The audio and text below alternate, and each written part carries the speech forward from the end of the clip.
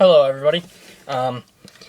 Tonight will be the review for Pokemon Y. I was going to do a playthrough, but it won't be of Y, it'll be of Pokemon X. And it will be soon, as soon as I'm done with all my videos that I've been working on.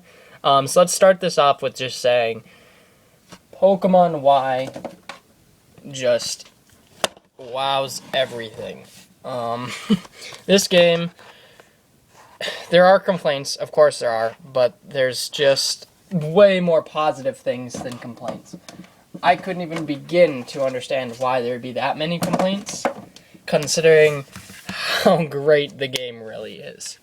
Now, I've beat the game, so spoilers throughout this video. If you don't want to have anything spoiled, I mean, I might say something, it's possible, but more or less, I just want to say I'm already done with the game. The only thing I have left to do is upgrade my Mega Ring, and that's it.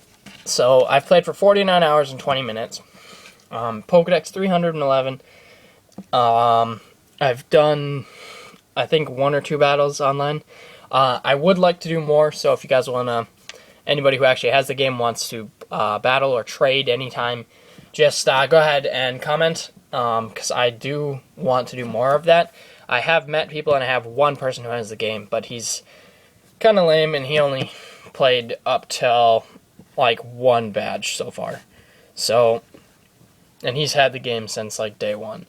But he's busy. I understand everybody gets busy, and they get to choose whichever game they want to play. Battlefield 4. And that's perfect enough for me. So, the game has really good mechanics. Same mechanics, but a lot upgraded. Especially the 3D battles. I don't use the 3D very much, but the battles are 3D without it, basically. I'll try to get into one here. I might still have a Max Repel on. Nope. So, oh, look, my first appearance with Articuno. Caught on here. So it is going to run first turn. So, yep, automatically flies for like 10 or 11 times, so that's perfect. So that's a spoiler. So that did just happen. First time meeting it, which is funny. Oh, look, a fairy type. And if I turn this on, I don't think you're going to be able to see anything. Nope. So I am using an Aerodactyl. I believe he's my lowest level Pokemon right now. Nope, Honedge, because I'm starting to use that. But I'm going to Mega Evolve, and I just wanted you to see how the thing works. Now, let's see. It is a level 13 versus a level 40, I believe. So, Mega Evolve for the first time. My Aerodactyl. It's pretty freaking sweet. The music in this game, pretty top. Some of it feels like it's reused, I think, but a lot of it sounds really good. And that is definitely going to kill it. But the battles look really sweet. When you're waiting to do it, they move around the Pokemon, so it's just all out really cool. The flying animations and the surfing animations are cool.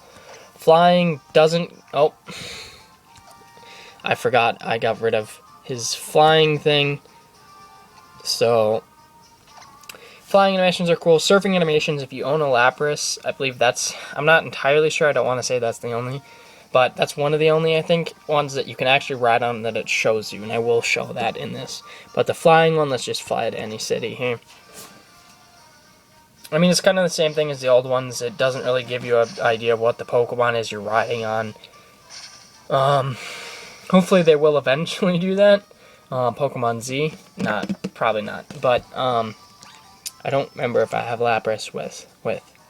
Yes, I do. Okay. So let's... I don't know if there's anywhere to actually surf where I flew. So I might have to fly somewhere else. If you tap just on the disc for the HM you taught, it definitely it brings it up easier, the HM move that you taught. So that's really cool how it works. A lot of the stuff they basically just customize. The people, the person is now able to be customized. You can buy stuff for them, have really cool different items for them. That's really cool, the customization. Everybody really liked it, and I'm not going to blame them, but I honestly, I liked it to an extent. Everybody was probably going to, but it actually didn't really help me that much, because every time I bought something, money in this game is a lot harder to come by than previous generations. I don't remember what one's the hardest, but this one is definitely up there for how to get money, even with the amulet coin. And it takes quite a few battles, and you don't get much, but it is really cool how they gave customization features. It's just, some of them are quite expensive. But I really do enjoy it. It doesn't take away from the gameplay at all. It helps it, definitely. And it's really cool how other people can see you in your clothes when you do that, when you battle them or whatever. So that's really cool. Trading and stuff is so much easier. See, now when you when you use Surf, you can see Lapras now. I'm not sure if he's the only one, or she, whatever it is for you, if they are the only one that can do that, but most other ones it'll just show like it used to, like a Pokemon under you, like a darkened Pokemon, like the flying type that flew you around if you didn't choose.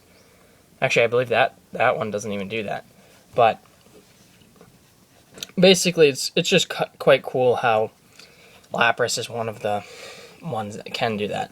If you updated, obviously, Lemio City now, you can save to save in. When you beat the game, you get this new place called Kailud City.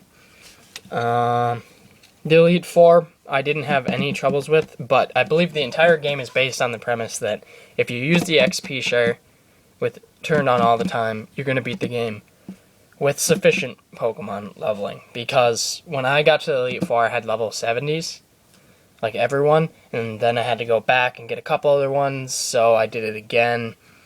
And basically, if you don't use the XP share from like the 7th trainer, gym leader on, you'll realize that that's where you get your challenge from. If you don't use it throughout the entire game, you are going to have a hard time, I believe, playing the game, because it's kind of necessary for the first few, at least the first few gym leaders, because of how the game progresses. It progresses super fast. You kind of just need it. I like the daycare in this. It's pretty close to the beginning. They also give you this new berry field where you can plant tons and tons of berries throughout this. There's 3 things by 2. So you're getting 6, whatever you call them, plant spots, I guess, with 6 in them. So you're getting quite a few. You can plant, and each one gives you more than 1, so you're getting at least 2 per berry you plant. So now to this. As far as I can tell, you still can't see your Pokemon in there, which is kind of a shame. But breeding in this game is the same. They made IV breeding and stuff like that. Or EV, I mean. All that stuff. A lot simpler. It's still complicated, at least for me. Pokemon Amii's in this. That's a really cool feature. I've gotten the Fairy type. That took a long time. Sylveon. There we go. And that took a long time to get. Super Training is fun. I don't do that very often. It just seems like a feature that you use if you're going to play a lot. I do play a lot, but I'm not a hardcore player. So there's quite a few features. I didn't even realize this bottom menu was the same menu as if you click this until the last gym leader, basically. So they have quite a few features in there that are just mysteries. So recently they also some hacker just found out about 3 new legendaries, which I'm not entirely sure how he found that out. Oh, look, I actually found something when I wasn't there. Okay, Heal Balls are in this game. I could not find them. But anyways, the hacker found 3 legendary Pokemon and a couple of different, and 2 new Mega Stones for 2 Pokemon that I'm not going to name. You'll probably find it out yourself. But just in case people are still watching that don't want anything spoiled. But basically 2 new Mega Stones, 3 new legendaries, and what is it? 2 or a couple more different coloring types for different Pokemon. So that's cool, but the issue was he hacked the game to do it. So I believe you're going to need like an action replay, which isn't, I don't think Pokemon X or Y is being supported for those. So he must have hacked, I'm not even entirely sure, and I don't want to go into it actually. But he was pretty smart, I guess, and that's cool that he did it, but it's also interesting that maybe those 3 Pokemon will be in the next generation, Pokemon Z or whatever it's going to be called, probably Z for Zygarde, which is another legendary that they didn't really show you right away. So that's cool. Mewtwo in this game is pretty powerful even without its Mega Evolution. The reason I am going to do a playthrough is because I'm not going to choose Charizard through this, and I'm definitely not going to choose Chespin. Chespin is really good. I mean, nothing against that Pokemon, but I'm just tired of the fact that they gave him a cool move called Spiky Shield, I believe. And it's basically just protect with, like, it barely does any damage if they hit you. So it's kind of worthless to me. So it's decent, but it's terrible at the same time. So for online multiplayer battling, it's not something I would use very often. So I wanted to choose Froakie. He was always my second choice. I saw Chespin and I fell in love. That Pokemon's really epic. Oh, look, a battle. So I'm gonna have this battle in there, and then I'm just gonna show you Mewtwo's evolution, and that should be good. Anything else I need to go over? Let's see.